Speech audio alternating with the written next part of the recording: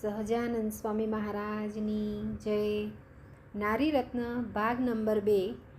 માયાનો ખરો ખેલ. વડતાલના ફૂલઝરીબાઈ.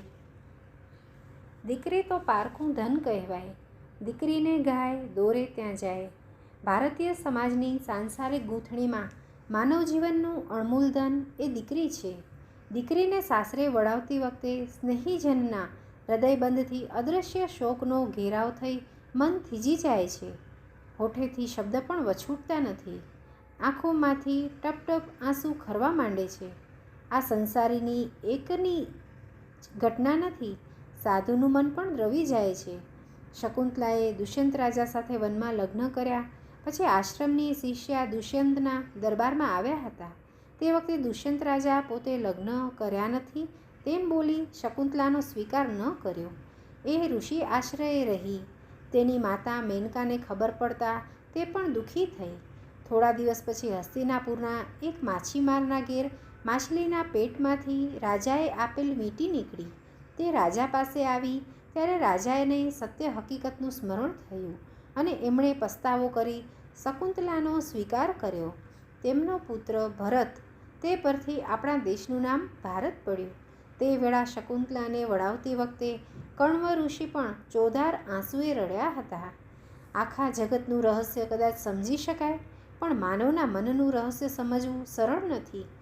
મુશ્કેલીથી મનની જટિલતાને સમજવાના બધા જ પ્રયત્નોમાં ક્યાંક ને ક્યાંક ખામી રહે છે. ચોર ચોરી કરે ત્યારે તેની કંઈક ને કંઈક નિશાનીથી તે પકડાઈ જાય, તેના મનની પોકળતા સિદ્ધ થાય. માનવના અધિકાર તો પરમાત્માએ જન્મ સાથે લખ્યા છે. એ એવા ગૂંચવણ ભર્યા લખાયા છે કે માણસને તે ઉકેલવા અઘરા પડે.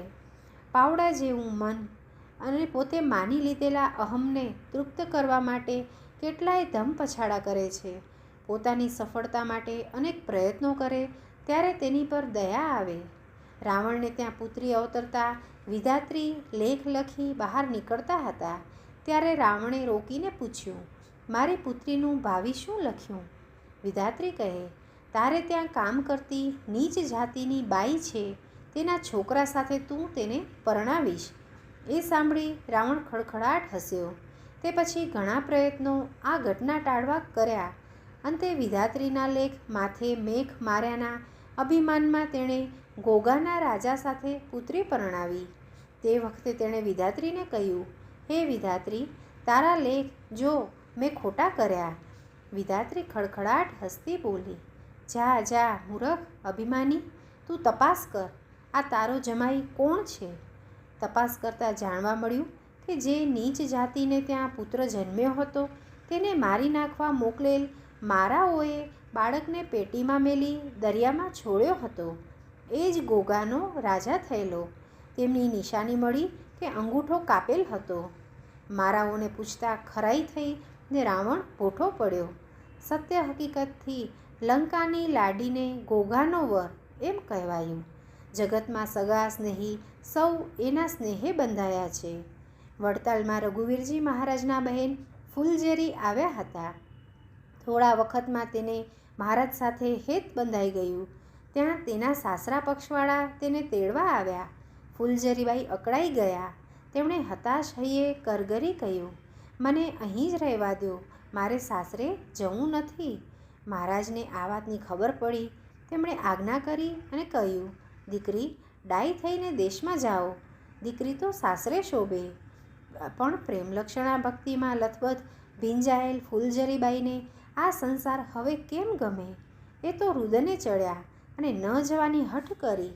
કેમેય માનતા ન હતા. કોઈ પણ રીતે સમજાવતા ફૂલઝરીબાઈ માને જ નહીં. અંતે મહારાજે આવી ફરી કહ્યું, દીકરી, બહુ હેતપ્રીત ન ઢોળ. જેટલું પાત્ર હોય તેટલો પદાર્થ તેમાં સમાય. તારા ભાઈ સામે જો, એને સિદ્ધ કોચવે છે. આ પરંપરા તો મલક આખામાં સમાજની ગળાયેલ છે.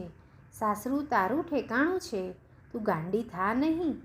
તે સાંભળી ફૂલઝરીબાઈ ખૂબ રડવા લાગ્યા. ત્યારે મહારાજે તેને હાથ પકડીને રથમાં બેસાડ્યા ને વિદાય આપી. રઘુવીરજી મહારાજ તો સાવ ટાઢા પડી અબોલ થઈ સુનમુન બેઠા હતા. દીકરીના વિલાપથી મહારાજને પણ નેત્રમાં દળ દળ આંસુ ખરવા લાગ્યા. તે જોઈ બ્રહ્માનંદ સ્વામી બોલ્યા, હં મહારાજ, આ સંસારની માયા તો કપટી છે, તેમાં તમે ક્યાં જલાયા? મહારાજ બોલ્યા, અરે સ્વામી, મારે વિશે તેને ટૂંકા સમયમાં કેવું હેત બંધાઈ ગયું, તે સાંભળી આવતા મારું એ મન ખીન થઈ ગયું.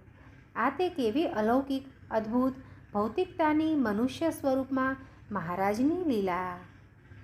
સહજાનંદ સ્વામી મહારાજની જય.